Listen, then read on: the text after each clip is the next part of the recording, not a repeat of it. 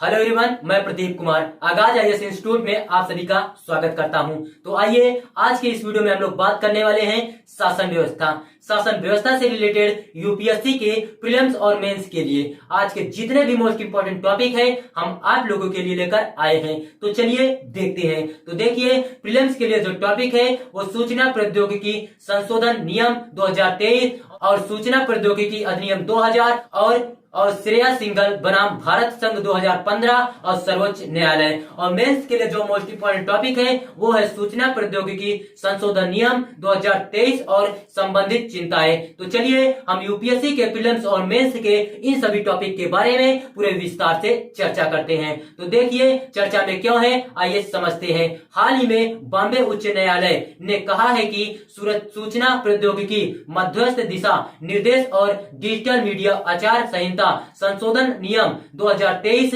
Parody या व्यंग्य के माध्यम से सरकार की निष्पक्ष आलोचना को संरक्षण प्रदान नहीं करता है। आईटी नियम सूचना प्रौद्योगिकी अधिनियम 2000 से अधिकार प्राप्त करते हैं जो भारत में इलेक्ट्रॉनिक कॉमर्स को कानूनी मान्यता देता है। आईटी नियम सूचना प्रौद्योगिकी अधिनियम 2000 से अधिकार प्राप्त करते हैं जो भारत में इलेक्ट्रॉनिक कॉमर्स को कानूनी मान्यता देता है। सूचना प्रौद्योगिकी संशोधन नियम 2023 क्या है, आइए समझते हैं। सबसे पहले हम लोग समझते हैं मध्यवर्ती संस्थानों के लिए अनिवार्य। मध्यवर्ती संस्थानों के लिए अनिवार्य। तो देखिए, कोई भी प्लेटफॉर्म हानिकारक अस्वीकृत ऑनलाइन गेम और उनके विज्ञापनों की अनुमति नहीं दे सकता है। उन्हें भारत सरकार के बारे में गलत जानकारी साझा नहीं करनी चाहिए, जैसा कि एक तथ्य जांच इकाई द्वारा पुष्टि की गई है। एक ऑनलाइन मध्यस्थ जिसमें फेसबुक, यूट्यूब और ट्विटर जैसे सोशल मीडिया प्लेटफॉर्म तथा Airtel, Jio and Vodafone idea जैसे इंटरनेट सेवा प्रदाता शामिल है को केंद्र सरकार से संबंधित सामग्री की मेजबानी न करने के लिए उचित प्रयास करना चाहिए, जिसे तथ्य जांच इकाई द्वारा नकली या भ्रामक के रूप में पहचाना जाता है तथा आईटी मंत्रालय द्वारा अभिसूचित किया जा सकता है। स्वनियामक निकाय क्या है, आइए समझते हैं। ऑनलाइन गेमिंग प्रदान करने वाले प्लेटफॉर्म को एक स्वनियामक निकाय SRB के साथ पंजीकरण करना होगा जो यह निर्धारित करेगा कि खेल अनुमति है या नहीं। प्लेटफॉर्म को यह सुनिश्चित करना चाहिए कि ऑनलाइन गेम में कोई जुआ या सट्टेबाजी का तत्व शामिल न हो। उन्हें कानूनी आवश्यकताओं, मानकों और माता पिता के नियंत्रण जैसी सुरक्षा सावधानियों का भी पालन करना चाहिए। सेफ हार्बर का दर्जा खत्म किया जाना चाहिए। सेफ हार्बर का दर्जा खत्म किया जाना, आइए समझते हैं। यदि आगामी तथ्य जांच इकाई द्वारा किसी भी जानकारी को नकली के रूप में चिन्हित किया जाता है तो मध्यवर्ती संस्थानों को इसे हटाने की आवश्यकता होगी। ऐसा न करने पर वे अपने सेफ हार्बर को खोने का जोखिम उठाएगी, जो उन्हें तीसरे पक्ष की सामग्री के खिलाफ मुकदमेबाजी से बचाता है। सोशल मीडिया साइट्स को ऐसे पोस्ट हटाने होंगे और इंटरनेट सेवा प्रदाताओं को ऐसी सामग्री के URL को ब्लॉक करना होगा। प्रमुख आईटी नियम 2021 क्या है, आइए देखते हैं। सबसे पहले हम लोग समझते हैं सोशल मीडिया प्लेटफॉर्म द्वारा सावधानी बरतना अनिवार्य करना, आइए समझते हैं। विशेष तौर पर आईटी नियम 2021 सोशल मीडिया प्लेटफॉर्म को अपने प्लेटफॉर्म पर सामग्री के संबंध में कड़ी निगरानी करने के लिए बाध्य करते हैं। उपयोगकर्ताओं की ऑनलाइन सुरक्षा और गरिमा सुनिश्चित करना, आइए समझते हैं। इस प्रकार व्यक्तियों को पूर्ण या आंशिक नग्नता या यौन क्रिया में दिखाने या छेड़छाड़ की प्रकृति संहिता प्रतिरूपण की प्रकृति आदि में मध्यवर्ती संस्थाएं व्यक्तियों के निजी क्षेत्रों को उजागर करने वाली सामग्री की पहुंच संबंधी शिकायतों की प्राप्ति के 24 घंटे के अंदर उन्हें हटा या अक्षम कर देगी। उपयोगकर्ताओं को गोपनीयता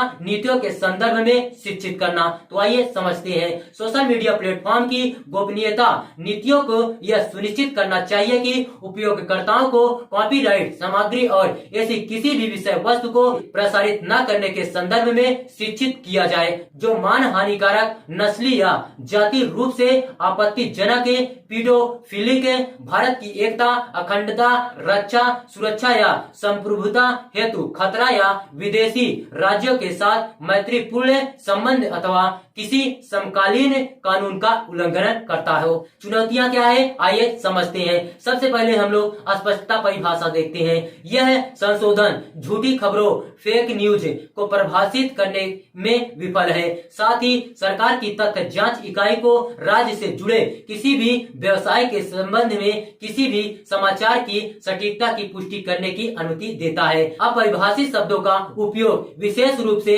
वाक्यांश कोई भी व्यवसाय सरकार को यह तय करने की अनियंत्रित शक्ति देता है कि लोग इंटरनेट पर क्या देख सुन और पढ़ सकते हैं।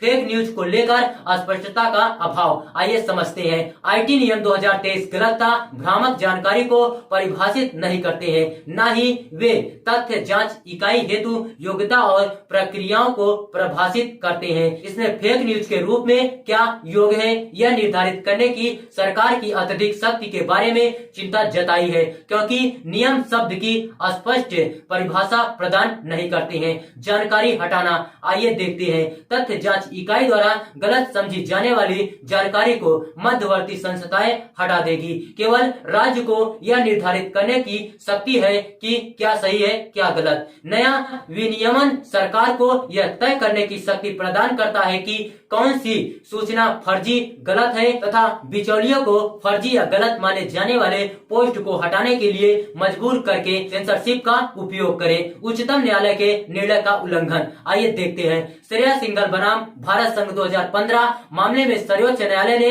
माना था कि अभिव्यक्ति वाक्य को सीमित करने वाले कानून न तो संदिग्ध होने चाहिए न ही व्यापक अनुप्रयोग योग्य। आगे की राह क्या है आइए देखते हैं। तो देखिए, गलत सूचनाओं और फर्जी भ्रामक खबरों से निपटने के लिए सरकार एवं बिचौलिए एल्गोरिदम तथा तथ्य जांच वेबसाइट जैसे प्रौद्योगिकी समाधानों का उपयोग कर सकते हैं। बिचौलिए स्वनियामक उपायों को भी लागू कर सकते हैं, जैसे कि सामग्री की निगरानी करना तथा तथ्यों की जांच करने वाली वेबसाइट के साथ कार्य करना।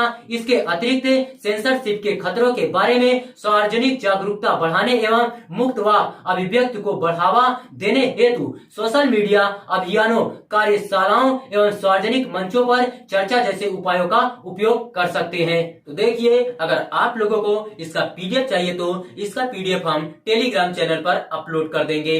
टेलीग्राम चैनल का नाम है आगाज आईएएस इंस्टीट्यूट और टेलीग्राम चैनल का लिंक हम इस वीडियो के डिस्क्रिप्शन में दे देंगे। आप यहां से भी जाकर टेलीग्राम चैनल को ज्वाइन कर सकते हैं और पीडीएफ डाउनलोड कर सकते हैं।